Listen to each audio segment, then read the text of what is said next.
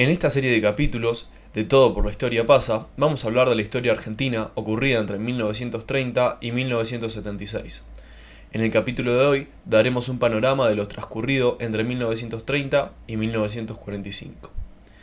El 6 de septiembre de 1930 acontece el primero de los 6 golpes institucionales ocurridos en la Argentina. Es importante detallar que fue un golpe cívico-militar.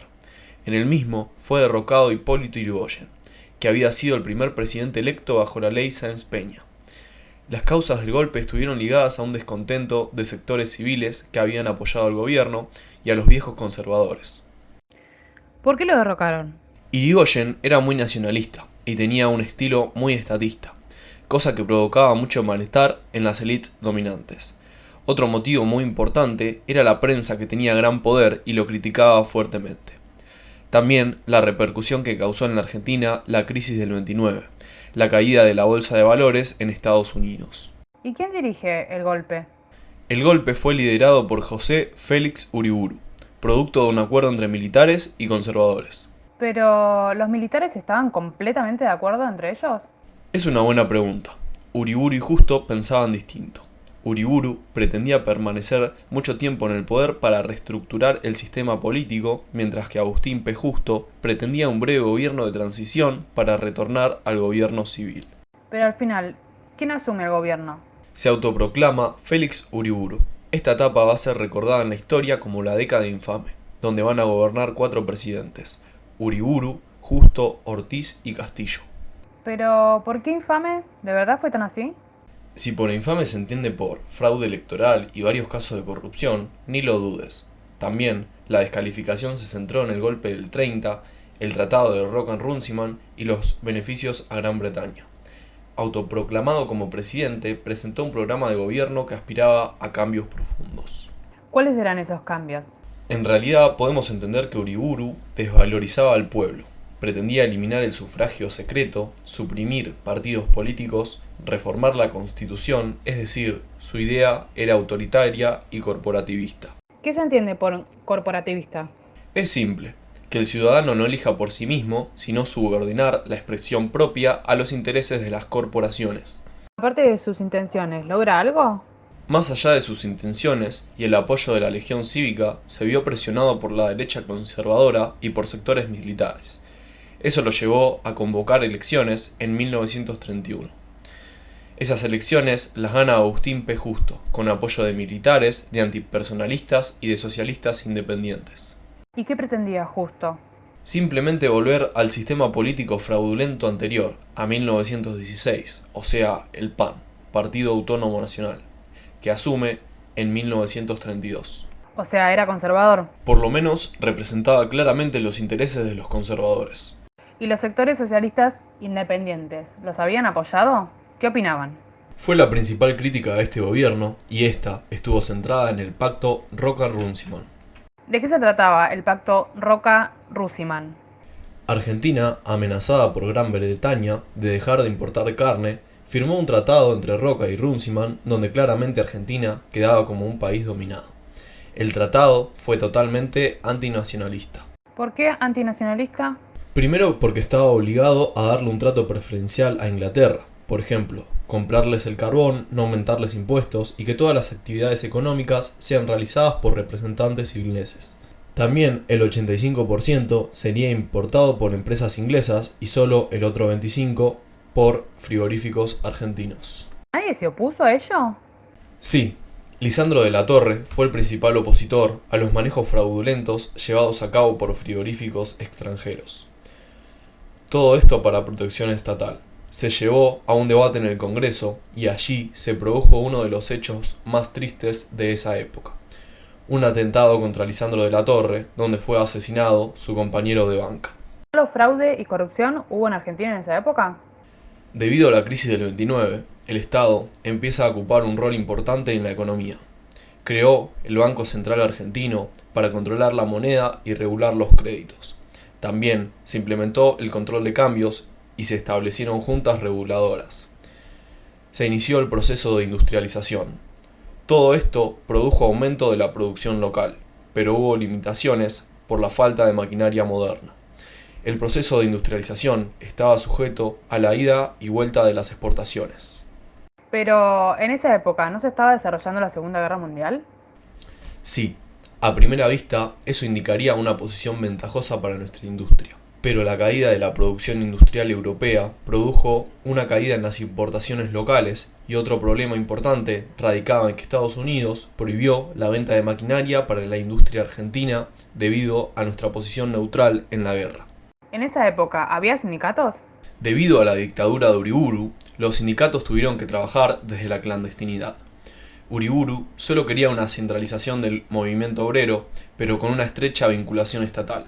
En septiembre de 1930 se crea la Confederación Internacional de Trabajo. En 1937 asume Roberto Ortiz, llegando también por elecciones fraudulentas. Durante su breve mandato, fue consciente del fraude y se proponía terminar con ese estilo. Anuló elecciones fraudulentas en las provincias e intervino Buenos Aires. Un grave estado de salud lo llevó a la muerte. Asume entonces Ramón Castillo, quien sería el último presidente de la década infame. De origen conservador, no dispuesto a prácticas democráticas, con un gobierno claramente represivo. Durante su presidencia, Argentina, al igual que los países americanos, se mantienen neutrales en relación a la Segunda Guerra. Luego de la invasión japonesa a Pearl Harbor, Estados Unidos pide solidaridad. Luego de la invasión inglesa... ¡Ah! Luego de la invasión japonesa a Pearl Harbor, Estados Unidos pide solidaridad. Como no se adhiere, es sancionada. La decisión del gobierno causó oposición en diferentes sectores. Un grupo militar ya estaba preparando un golpe de Estado. Castillo, para evitarlo, programó elecciones, proponiendo un candidato. El grupo GO decide intervenir para evitar políticas dependientes. Este grupo estaba integrado por oficiales unidos. Toma el poder en julio de 1943, protagonizando el segundo golpe de Estado y primero totalmente militar.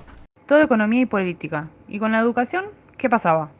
En el sentido educativo, el Estado imponía su ideología con sentimiento moral y religioso. Fijaba los rumbos educativos y la sociedad con un discurso claramente nacionalista. ¿Eso era como decir Mussolini al poder? Sí, todo era adoctrinamiento y control de ideas. Se impone un fuerte control ideológico a los docentes universitarios y en particular a la educación media y primaria. Es decir, una educación patriotera vinculada a lo militar incluso en la educación primaria. ¿Y en relación a la educación física? En relación a la educación física durante este periodo, podemos citar la sanción del Consejo Nacional de Educación Física en 1937, la Dirección General de Educación Física en 1938 y el Instituto Nacional de Educación Física General Belgrano en 1939, para formar profesores. Toda esta etapa estuvo vinculada a costumbres militares. ¿Romero Bress no había impuesto una buena educación física en las escuelas? Sí, pero con la dictadura de Uriburu fue exonerado y de gran predominio a la postura militarista durante el gobierno de Manuel Fresco. Tomó mucha importancia, pero siempre relacionada a la doctrina militar. Entonces, a modo de síntesis, podríamos decir que en la década infame, en el sentido económico, buscaba mantener el modelo agroexportador en beneficio de la burguesía. Un ejemplo claro era el pacto Roca-Ruseman, y la industria estaba basada en el sistema de importación. En el sentido político fue mucha represión, fraude electoral, fraude patriótico, matones y asesinatos. Y en el sentido social se destacaron las migraciones internas, el deterioro en el sector popular y un crecimiento de la clase obrera. Bueno, muchas gracias por escucharnos y nos vemos en el siguiente capítulo. Hola, buenas tardes. En este nuevo capítulo de Todo por la Historia Pasa, vamos a hablar de todos los hechos transcurridos entre 1945 y 1955.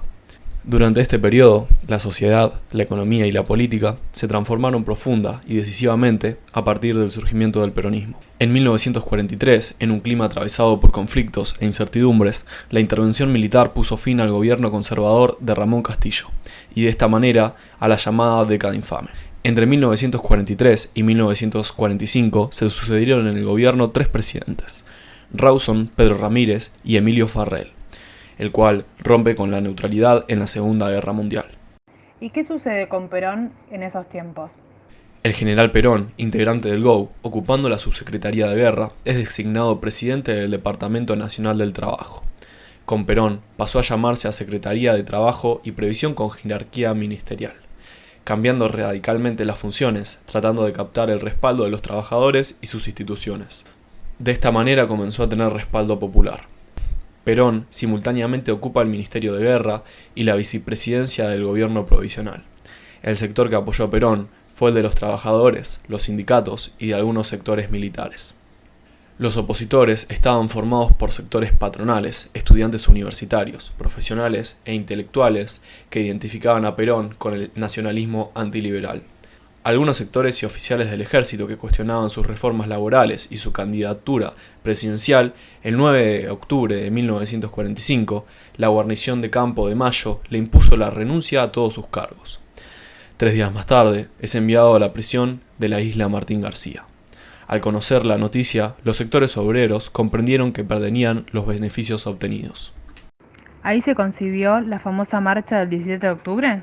Exacto. Una multitud coordinada por los sindicatos logró la liberación de Perón, quien esa misma noche habló al pueblo desde la Casa Rosada. ¿Y cuáles fueron las consecuencias de esa marcha? El triunfo en las elecciones y aumento de la clase trabajadora en la vida política del país. Esta opinión también fue compartida por los partidos tradicionales, sectores conservadores y la clase media.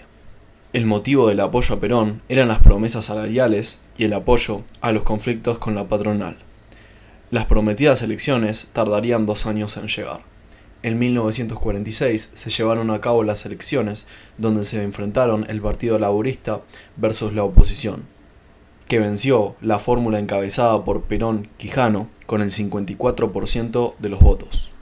¿Y cuáles fueron las primeras medidas del nuevo presidente? Lo primero que implementó fueron medidas para controlar a la oposición.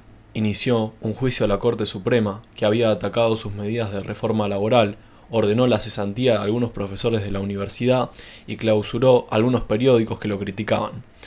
De esta manera incrementó el ataque de las oposiciones, pero también lograron mayor apoyo de la clase obrera. Las Fuerzas Armadas se alinearon a Perón. Otro sector que apoyó a su primera presidencia fue la Iglesia. Cabe recordar que se implementaba la enseñanza religiosa obligatoria y se convertiría en ley en 1947. ¿Cuál era el estilo del gobierno de Perón? Presentaba su estilo de gobierno como la tercera posición, es decir, una alternativa entre los grandes sistemas políticos que dividían el mundo en ese entonces, o sea, el capitalismo representado por Estados Unidos y el marxismo, que es representado por la Unión de las Repúblicas Socialistas Soviéticas. El peronismo sintetizaba su doctrina con 3 banderas: independencia económica, justicia social y soberanía política. En 1949, Perón convocó a una asamblea constituyente con el objetivo de reformar la Constitución. En ella se incluyeron los derechos del trabajador, de la ancianidad, de la familia, de la cultura y de la educación. Esta reforma también permitía la reelección presidencial. ¿Cómo se dividió el gobierno de Perón? Se dividió en 2 planes quinquenales, los cuales, durante la década de 1945 a 1955, fundaron las bases del plan económico por parte del Estado. Esto significó un cambio de paradigma con respecto al periodo agroexportador. El gobierno peronista elaboró estos programas quinquenales de acuerdo a la situación económica que atravesaba el país.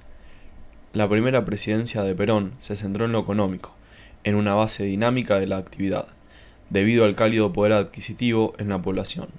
Las principales medidas fueron política redistributiva de ingresos, protección de la industria nacional mediante barreras arancelarias, incentivos a la industria, nacionalización de los transportes públicos, nacionalización del Banco Central, inversiones estatales en la red de rutas.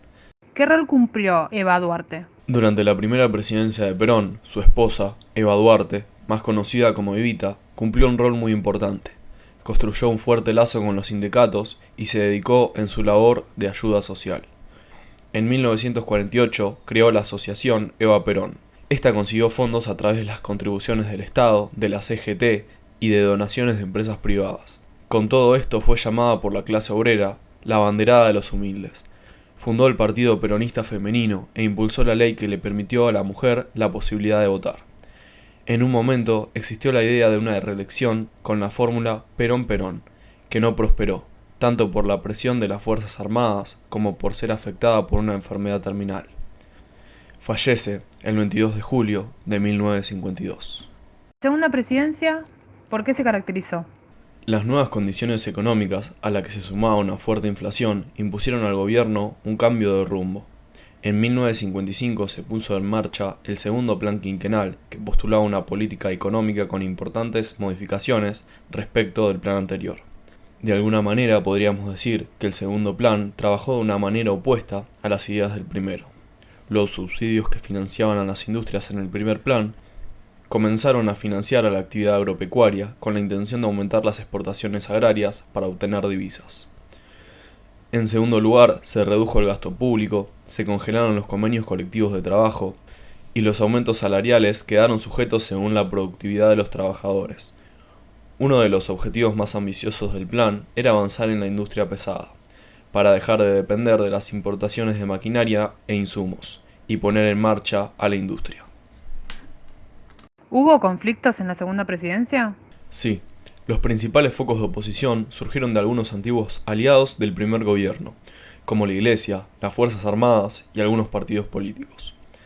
A partir de 1954, las relaciones entre Perón y la Iglesia cambió de forma drástica. El creciente descontento desembocó en la formación del Partido Demócrata Cristiano.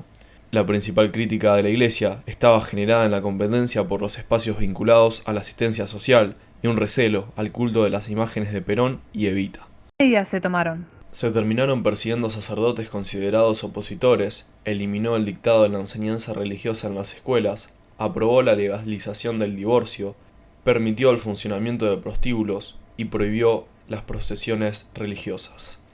También se modificó la relación con las Fuerzas Armadas. El creciente descontento terminó con el derrocamiento de un gobierno por la fuerza. El golpe de Estado que destituyó a Perón tuvo dos etapas.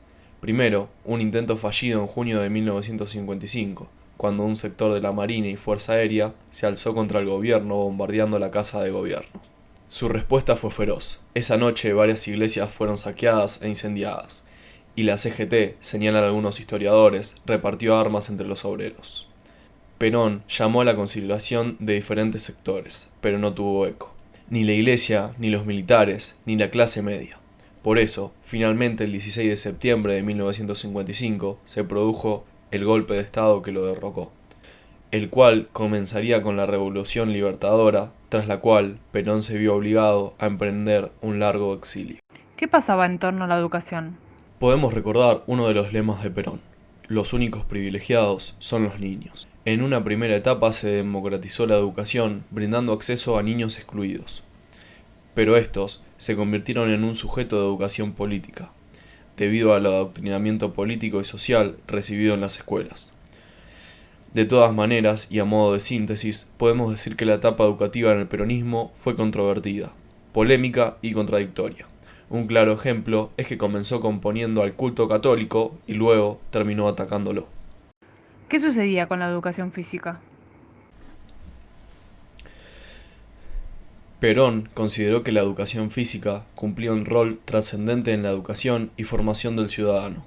También consideraba la importancia de su práctica dentro y fuera de la escuela, ya que así complementaría una educación física, moral e intelectual. La consideraba una práctica cultural dividida en deporte organizado y acción asistencial. Ambas estarían vinculadas. El objetivo de esta última, o sea, la acción asistencial, era mejorar la salud de la población infantil mediante exámenes médicos, colonia de vacaciones, campamentos, etc. Creó clubes escolares durante su presidencia, se organizaron y disputaron campeonatos infantiles, se crearon clubes escolares y se destinaron espacios públicos para el ejercicio físico. Él consideraba que cada atleta argentino era un triunfo nacional. Creó el Consejo Nacional de Educación Física en 1947 bajo la dependencia del Consejo de Guerra. Su función era orientar, formar y fiscalizar la educación con gimnasia, con juegos con deporte, campamentos y recreación. Muchas gracias por escucharnos y nos vemos en el próximo capítulo. Buenas noches. En el capítulo de hoy vamos a meternos en lo que fue el golpe de 1955 al golpe de 1976. Todo comienza el 16 de septiembre de 1955, donde estalló la Revolución Liberadora, que derrocó a Perón y asumió Eduardo Lonardi. Era un militar proveniente del nacionalismo católico que ejerció el poder hasta el 13 de octubre. Luego le siguió Aramburu, que asumió el 1 de mayo de 1958, quien estaba dispuesto a limpiar el país del peronismo. En ese periodo hubo 4 ministros de educación: Del Oro, Carlos Adrogué, un radical unionista, y Alberto Mercier, los cuales se peleaban por el control del poder en el área educacional del liberalismo católico y el liberalismo laico. ¿Y qué es lo que buscaban? En la parte de la educación, todos coincidían en que se cambiase el montaje pedagógico peronista, donde se eliminó la simbología de los textos, planes de estudios y la vida cotidiana escolar. ¿Y los docentes cómo reaccionaron? Los docentes iban para el lado que se les gobernaba, donde el normalismo se mantenía. Los últimos años el peronismo había unido a los comunistas y a los escasos anarquistas. Los docentes que formaron parte del bloque que derrocó a Perón compartían un campo semántico, unos valores y una estética. Habían pasado muchas décadas estructurando acuerdos sobre las reformas de ingreso, calificaciones, promoción, expulsión y convivencia de su espacio profesional y específico. Entonces, ¿los docentes tenían algún reclamo? Su reclamo principal era el estatuto docente, que representaba el complejo conjunto de esos acuerdos. Una característica común a aquellos gremialistas era su doble interés por el sindicalismo y la pedagogía. Los maestros socialistas, demócratas, progresistas y radicalistas volvieron a la superficie en 1955 e impulsaron la escuela activa. Generaron un clima donde rápidamente sería involucrado el psicoanálisis, primero en las escuelas privadas y luego en las escuelas públicas. Desde la cátedra de la Facultad de Filosofía y Letras de la UBA, el filósofo Francisco Romero formó una generación de pedagogos cuya influencia está hoy presente en la actividad educacional pública y privada. ¿Qué pasó con el gobierno frondista y la educación? Dentro de lo que es el desarrollo de la educación, podemos decir que desde 1958 hasta 1962 gobernó el país una fracción del radicalismo. La Unión Cívica Radical estaba encabezado por Frondosi. Él había hecho un acuerdo con Perón por el cual comenzó su gobierno devolviendo los sindicatos a las direcciones justicialistas y estableciendo un aumento salarial del 60%. A fines de 1958 reorientó su política económica para favorecer el ingreso de capital extranjero y comenzó a aplicar una política dura al movimiento sindical, donde movilizó el ejército para reprimir a los trabajadores públicos en huelga, mediante el plan Conités, que era la conmoción interna del Estado, y mantuvo la proscripción que pesaba sobre el peronismo desde 1955.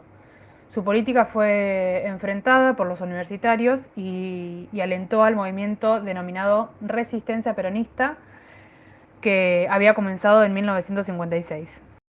El gobierno frondista ordenó la cuestión docente, impulsó la teoría del planeamiento, convenció la transferencia de las escuelas nacionales a las provincias y abrió la puerta grande a la enseñanza privada. En 1958 se promulgó el Estatuto Docente, donde se duplicó el sueldo. Se creó la Comisión Permanente de la Coordinación Escolar, se firmaron convenios de coordinación con las provincias y por primera vez se logró un acuerdo curricular básico para un programa de aplicación en todas las escuelas provinciales y nacionales del país. Pero la transferencia fue interrumpida por el golpe militar que derrocó el gobierno. También se reformaron los planes de educación física, se crearon inspecciones regionales e institutos de formación de profesores en Santa Fe y Mendoza, se avanzó en la educación diferencial, se construyeron 126 escuelas y se repararon 521. ¿Cuál era la meta real de la educación? La educación tenía la meta de preparar recursos humanos para el desarrollo. Se creó el Consejo Nacional de Educación Técnica, en las escuelas industriales se abrió el primer año del test vocacional, se dictaron cursos de formación acelerada y se establecieron vinculaciones entre la Organización Internacional del Trabajo y la UNESCO. El mayor conflicto del periodo fue provocado en 1958 por el Poder Ejecutivo. Este proyecto, que impulsaba la educación privada, dividió la opinión pública, quienes apoyaban la laicidad y estaban en contra de las medidas de gobierno, y quienes defendían la libertad de la enseñanza. Las banderas de laica y libre se enfrentaron a miles de jóvenes a favor de la enseñanza laica. También se produjo la mayor manifestación estudiantil de la época. El Congreso aprobó el artículo 28, mediante el cual se creó la Inspección General de la Enseñanza Universitaria Privada. ¿Y qué pasó durante la gestión de Frondizi? Durante la gestión de Frondosi fueron reconocidas nuevas universidades privadas, donde se inscribieron más de 5.000 alumnos y se contrataron 1.000 profesores. Y en la educación media privada se aprobaron nuevas orientaciones de los bachilleratos. ¿Y el gobierno de la Unión Cívica Radical de Ilía? Esto comenzó en 1963, a cargo de Arturo Illia, cuyo ministro de Educación era Aramburu. La relación entre el gobierno y los docentes había mejorado. Se puso en vigencia por primera vez el estatuto docente, donde esa situación hizo posible la apertura de un espacio para avanzar en la unificación de la organización gremial docente y para incursionar en innovaciones pedagógicas. ¿Qué era de su mayor importancia? Su mayor importancia radicó en la apertura democrática del campo educacional, hasta donde se lo permitían los límites de lo tolerable puestos por la Iglesia y los núcleos duros de la cultura normalista. En 1966, luego del golpe militar que derrocó a Ilia, un nuevo liberalismo laico, muy influido por el psicoanálisis y la psicología social, se desarrolló en el jardín de infantes, la colonia de vacaciones, campamentos y centros de recreación. También tuvo eco en algunas escuelas públicas donde se realizaban reformas, tales como la instauración de la doble escolaridad a través de programas de extensión universitaria. Estas se dirigieron a una población marginal, obrera y analfabeta, a desertores escolares y adultos. En esas experiencias influye la herencia de la escuela activa, la izquierda y el trabajo social cristiano, donde fueron muy importantes en la formación de educadores también. Desde 1955 hasta 1962 se dio el periodo más prolongado del reformismo universitario. Su grupo de liderazgo fue Francisco Romero. ¿Cómo se caracterizó su política? La política se caracterizó por restaurar el cogobierno, la autonomía universitaria y la libertad de cátedra, y por promover la producción científica y cultural. En 1962 ganó las elecciones universitarias el movimiento humanista, donde sucesivamente asumieron el rectorado de Julio Olivera y Iliario Fernández. La gestión humanista no alteró el modelo reformista del funcionamiento y continuó hasta la intervención producida por la dictadura de Onganía. ¿Qué sucedió con la autoridad y la educación popular durante la dictadura de Onganía? La dictadura Onganía reprimió la actividad gremial y las universidades, clausuró las experiencias innovadoras de la educación pública y reprimió el movimiento estudiantil. La Iglesia Católica desplegó su acción educacional en las áreas sociales, desde varias ramas de la educación pastoral. Tenía una misión evangelista y pedagógica. La educación de los jóvenes estaba seriamente amenazada por ser producto de una oligarquía que se oculta detrás de las potestades impersonales, como la educación primaria, secundaria, la Iglesia y el peronismo, y bajo las formas genéricas de enseñanza libre, libertad de prensa, libertad de cultura, sindicalismo libre, etc.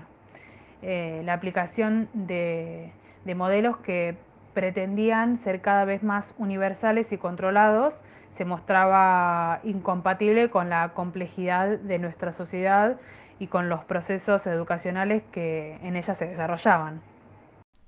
¿Y cómo siguió el sistema educativo y docente?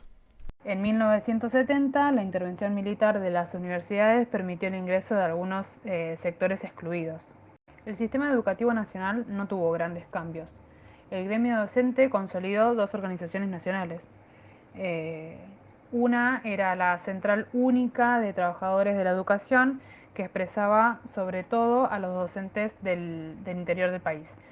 Y a los comienzos de los años 70 se vincularía con la Juventud Trabajadora Peronista y la izquierda, y el acuerdo de maleamientos docentes que se apoyaban esencialmente en los educadores de la provincia de Buenos Aires. En el 73 hubo manifestaciones de una generación que quería cambiar la Argentina y concluyó en la dictadura de Videla con el profundo silencio donde sucede la represión.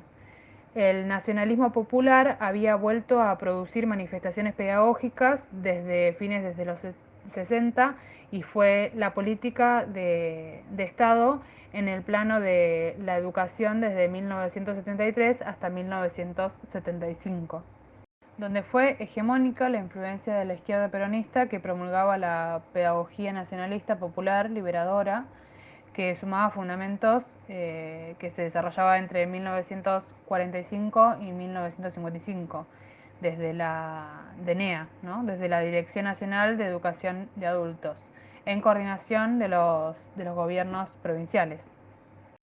¿Se desarrolló el programa de educación de adultos? Sí, el más importante, donde se desarrollaron las primeras escuelas puertas abiertas dirigidas por José Buruti. Perón tenía la idea de encomendar la dirección de la Universidad de Buenos Aires al escritor de conocida posición en la izquierda peronista, que era Rodolfo Puigros. Cuando asumió la Cámpora, el gobierno cumplió con aquel mandato.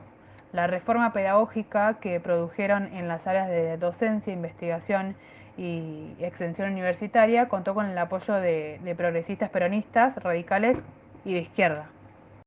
¿Y la derecha? La derecha antiperonista se opuso a la reforma rechazando el ingreso de contenidos vinculados con los problemas nacionales y populares. La derecha peronista atacó duramente a los contenidos de la reforma y disputó violentamente al poder a la izquierda peronista hasta que logró la intervención de las universidades nacionales al comenzar la gestión de Isabel Martínez de Perón en 1974.